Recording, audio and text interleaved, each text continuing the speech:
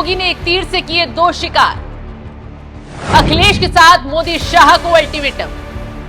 विधानसभा में योगी के बड़े कदम से तहलका।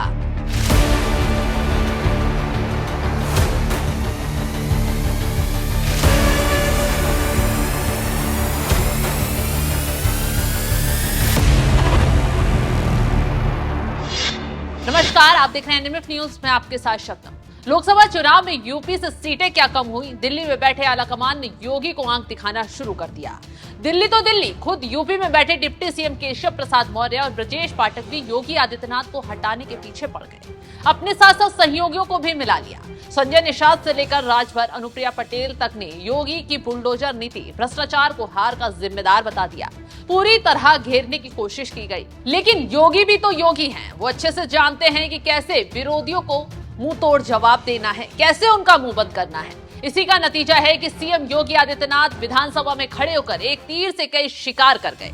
योगी के एक तीर से विपक्ष को तो ढेर कर ही दिया, साथ ही उनके खिलाफ माहौल बनाने वालों को भी चुप करा दिया। ये हम नहीं बल्कि विधानसभा में सीएम योगी आदित्यनाथ का आक्रामक अंदाज कह रहा है।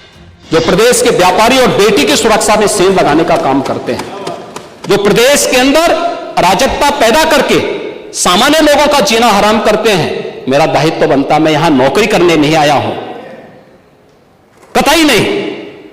मैं यहां पे इस बात के लिए आया हूं कि अगर वो करेगा तो भुगतेगा भी फिर, और इसीलिए मैं यहां पे आया हूं कि हम लोग उससे लड़ेंगे। ये लड़ाई हमारी सामान्य लड़ाई नहीं है, ये प्रतिष्ठा की लड़ाई भी नहीं है। मुझे प्रतिष्ठा प्राप्त करनी होती है तो मुझसे से ज्यादा प्रतिष्ठा अपने मठ में मिल जाती है, कोई आवश्यकता नहीं मेरे लिए। लेकिन इस प्रकार के गुमराह भरे तथ्यों को लेकर क्या बातें हैं आप लोग बोलते हैं, इस प्रकार के अनावश्यक बातों की तरफ आप ध्यान कर, आप इस प्रकार की चर्चाएं करते हैं। सीएम योगी ने विधानसभा में खड़े होकर साफ साफ कहा कि वो यहाँ नौकरी करने नहीं आए हैं। जो भी यहाँ अराजकता का माहौल बनाएगा उसको अंजाम भुगतना पड़ेगा। इसी के साथ सीएम योगी ने कहा कि कुछ लोगों को बुलडोजर से डर लगता है, लेकिन कानून तोड़ने पर बुलडोजर ही चलेगा। अब ध्यान देने वाली बात तो यह है कि बीजेपी के सहयोगी और मोदी कैबिनेट में मंत्री संजय निषाद ने हाल ही में योगी सरकार के बुलडोजर एक्शन पर आपत्ति जताई थी, बुलडोजर को हार का कारण बता दिया था। तो ऐसे में सीएम योगी आदित्यनाथ ने विधानसभा में खड़े होकर बुलडोजर कार्रवाई की बात कहकर सपा को तो ढेर किया ही, लेकिन उनका निशाना संजय निषाद जैसे नेताओं पर ही था, यानी एक तीर से 2 शिकार। इसी के साथ सीएम योगी ने गोमती नगर की घटना का जिक्र किया और 2 नामों को लेते हुए ये दिखा दिया कि आज भी वो उसी आक्रामक पिच पर खेलते हैं जिसमें उन्हें दोबारा सत्ता में वापसी का मौका दिया। कि जो गोमती नगर की घटना है, उस घटना में भी हम लोगों ने जवाबदेही तय की है। उसके अपराधियों की सूची भी मेरे पास आई है। ये अपराधी हैं, पहला अपराधी है पवन यादव, दूसरा अपराधी है मोहम्मद अरबाज। ये सद्भावना वाले लोग हैं, यानी सद्भावना, अब इनके लिए सद्भावना ट्रेन चलाएंगे,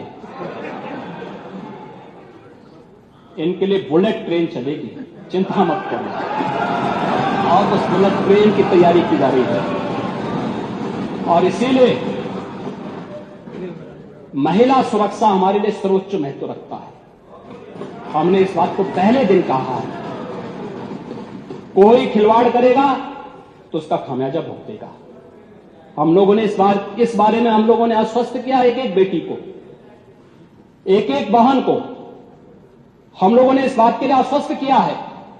और मैं फिर इस बात को कह सकता हूं, इस घटना को हमने गंभीरता से लिया है, और गंभीरता से लेने का परिणाम है पूरी चौकी को सस्पेंड किया है, इंस्पेक्टर को सस्पेंड किया है, डिप्टी एसपी, एडिशनल एसपी और डीसीपी, इन सबको वहां से चेंज करके इनके खिलाफ भी कार्रवाई हमने प्रारंभ की है।